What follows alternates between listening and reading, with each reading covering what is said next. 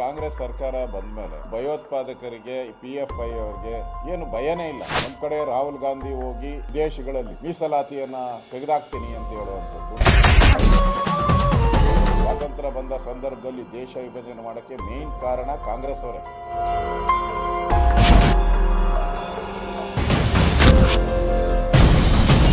ರಾಜ್ಯದಲ್ಲಿ ಮುಖ್ಯಮಂತ್ರಿ ಇದ್ದಾರ, ಗೃಹ ಸಚಿವರಿದ್ದಾರ, ಟಾರ್ಚ್ ಹಾಕೊಂಡು ಹುಡುಕ್ಬೇಕಿತ್ತು.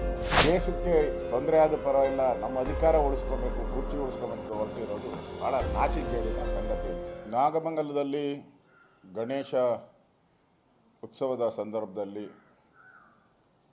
ಕೋಮುಗಲಭೆ ಪ್ರಾರಂಭ ಆಗಿ ಹಿಂದೂಗಳ ಮೇಲೆ ಹಲ್ಲೆ ಮಾಡಿರ್ತಕ್ಕಂಥದ್ದು, ಬಾಂಬ್ಗಳು, ಪೆಟ್ರೋಲ್ ಬಾಂಬನ್ನು, ಲಾಂಗು, ಮಚ್ಚುಗಳನ್ನು ಉಪಯೋಗ ಮಾಡಿರ್ತಕ್ಕಂಥದ್ದು ಜಗಜ್ಜಾಹೀರಾತಾಗಿದೆ. ಸರ್ಕಾರ ಹಿಂದೂ ವಿರೋಧಿಯಾಗಿ ಆ ಕೇಸ್ ಏನು ಹಾಕಿದ್ದಾರೆ, ಸುಮಾರು 60-70 ಜನ, ಅದರಲ್ಲಿ ಮೊದಲ 25 ಜನ ಹಿಂದೂಗಳ ಮೇಲೇ ಹಾಕಿದ್ದಾರೆ. ಅಂದರೆ ಓಲೈಕೆ ರಾಜಕಾರಣ ಸ್ಪಷ್ಟವಾಗಿ ಕಾಣ್ತಾ ಇದೆ. ಈಗಾಗಲೇ ಅಲ್ಲಿ PFI ಬೆಂಬಲಿತ ವ್ಯಕ್ತಿಗಳು ಕೂಡ ಇದ್ದರು ಅಂತ ಮಾಹಿತಿ ಇದೆ. ಎಲ್ಲೇ ಗಲಭೆ ಆದರೂ ಕೂಡ ಈಗ ಕೇರಳದಿಂದ ಬರುವಂಥ ಒಂದು ವ್ಯವಸ್ಥೆಯನ್ನು ಇಲ್ಲಿನ ಕಿಡಿಗೇಡಿ ಮುಸ್ಲಿಮರು ಮಾಡ್ತಾ ಇದ್ದಾರೆ. ಇದರಿಂದ ಈ ನಾಗಮಂಗಲ ಘಟನೆ ಆದಮೇಲೆ ಇವತ್ತು ಮಂಗಳೂರಲ್ಲೂ ಕೂಡ ದೊಡ್ಡ ರೀತಿಯಾದಂಥ ಒಂದು ಗಲಭೆ, ಕೋಮು ಗಲಭೆ ಆಗ್ತಾ ಇದೆ.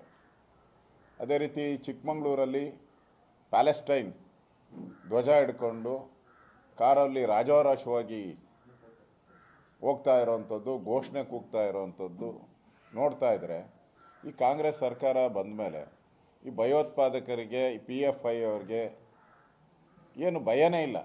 ಅವ್ರಿಗೆ ಅನಿಸ್ಬಿಟ್ಟಿದೆ, ಇವರು ಕಾಂಗ್ರೆಸ್ ಅವರು ನಮ್ಮ ಬೆಂಬಲಕ್ಕಿದ್ದಾರೆ, ನಾವೇನೇ ದೇಶ ವಿರೋಧಿ ಚಟುವಟಿಕೆ ಮಾಡಿದ್ರು ಕೂಡ ನಮ್ಮನ್ನು ಸಪೋರ್ಟ್ ಮಾಡ್ತಾರೆ, ಅವ್ರಿಗೆ ಅಧಿಕಾರ ಮುಖ್ಯ, ಕಾಂಗ್ರೆಸ್ ಅವ್ರಿಗೆ ಈ ರಾಜ್ಯದಲ್ಲಿ ಅಧಿಕಾರ ಮುಖ್ಯ ಹೊರತೆ ಭಾರತದ ಸಾರ್ವಭೌಮತೆ ಬಗ್ಗೆ ಅವ್ರಿಗೆ ಕಿಂಚತ್ತೂ ಕಾಳಜಿ ಇಲ್ಲ.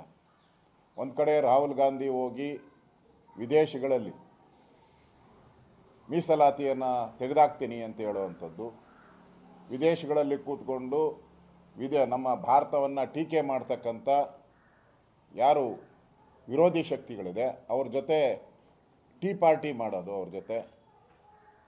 ಅಂದರೆ ಕಾಂಗ್ರೆಸ್ಸು ಒಂದು ರೀತಿ ಮೊದಲನೇ ಬಾರಿಗೆ ದೇಶದ ವಿಭಜನೆಯನ್ನು ಮಾಡಿತ್ತು. ಸ್ವಾತಂತ್ರ್ಯ ಬಂದ ಸಂದರ್ಭದಲ್ಲಿ ದೇಶ ವಿಭಜನೆ ಮಾಡೋಕ್ಕೆ ಮೇನ್ ಕಾರಣ ಕಾಂಗ್ರೆಸ್ ಅವರೇ. ಈಗ ಮತ್ತೆ ಈ ಹುನ್ನಾರವನ್ನು ಮಾಡ್ತಾ ಇದ್ದಾರೆ. ಇದಕ್ಕೆಲ್ಲ ಸ್ಪಷ್ಟ ನಾಗಮಂಗಲದ ಘಟನೆ ಇರ್ಬೋದು, ಮಂಗಳೂರು ಘಟನೆ ಇರ್ಬೋದು, ಚಿಕ್ಕಮಗಳೂರಲ್ಲಾಗಿರೋ ಘಟನೆಗಳು, ಇವೆಲ್ಲ ನೋಡ್ತಾ ಇದ್ದರೆ ಇಲ್ಲಿ ದೇಶ ವಿರೋಧಿ ಶಕ್ತಿಗಳು ತಲೆ ಎತ್ತುತ್ತಾ ಇರ್ತಕ್ಕಂಥದ್ದು. ಅದೇ ಒಂದು ಮುಖವಾಡ ಹಾಕ್ಕೊಂಡಿರುವಂಥ ಈ ಪ್ರಗತಿಪರರು ಅಂತೇಳಿ ಕೆಲವು ಸಾಹಿತಿಗಳು, ಅವರು ಇವರಿಗೆ ಕಮ್ಮಕ್ಕು, ನಗರ ನಕ್ಸಲೈಟ್ಸ್ ಅವ್ರಿಗೆ ಕಮ್ಮಕ್ಕು.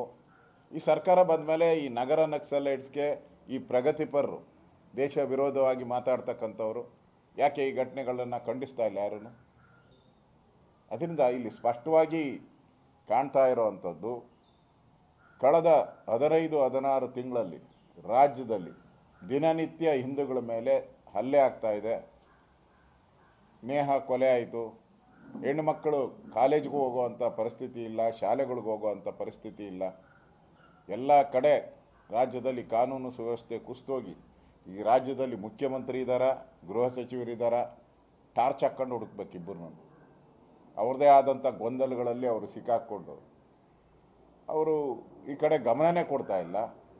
ಭಯೋತ್ಪಾದಕರ ಅಟ್ಟಹಾಸ ಮೆರಿತಾ ಇದೆ. ಇನ್ನೊಂದು ಕಡೆ ಬಾಂಗ್ಲಾದೇಶದಿಂದ ನಿರಂತರವಾಗಿ ಬೆಂಗಳೂರಿಗೆ ಟ್ರಾನ್ಸ್ಫರ್ ಮಾಡುವಂಥ ದಂಧೆ ನಿರಂತರವಾಗಿ ನಡೀತಾ ಇದೆ. ಇಲ್ಲಿರುವಂಥ ಸ್ಥಳೀಯ ಆ PFI ಅವರು ಅವ್ರಿಗೆಲ್ಲ ಬಂದ ಮೇಲೆ ಅವ್ರಿಗೆ ರೇಷನ್ ಕಾರ್ಡ್ ಕೊಡಿಸೋದು, ಆಧಾರ್ ಕಾರ್ಡ್ ಕೊಡಿಸೋವಂಥದ್ದು, ಇದೆಲ್ಲ ಕೂಡ ನೋಡ್ತಾ ಇದ್ದರೆ ನನಗನ್ಸ್ತತೆ ಕರ್ನಾಟಕದ ಜನ ಭಯಭೀತರಾಗುವಂಥ ಪರಿಸ್ಥಿತಿ ನಿರ್ಮಾಣ ಆಗುವಂಥದ್ದಕ್ಕೆ ನೇರವಾಗಿ ಕಾಂಗ್ರೆಸ್ ಅವರು ಕಾರಣ ಆಗ್ತಾರೆ. ಇದು ನಿಜಕ್ಕೂ ಕಾಂಗ್ರೆಸ್ ಅವರು ಇಷ್ಟು ಅಧಿಕಾರಕ್ಕೋಸ್ಕರ ದೇಶಕ್ಕೆ ತೊಂದರೆ ಆದ ಪರವಾಗಿಲ್ಲ, ನಮ್ಮ ಅಧಿಕಾರ ಉಳಿಸ್ಕೋಬೇಕು, ಕುರ್ಚಿ ಉಳಿಸ್ಕೋಬೇಕು ಹೊರಟಿರೋದು ಭಾಳ ನಾಚಿಕೆಗೇಡಿನ ಸಂಗತಿ ಅಂತ ನನಗನ್ನಿಸ್ತಾ ಇದೆ.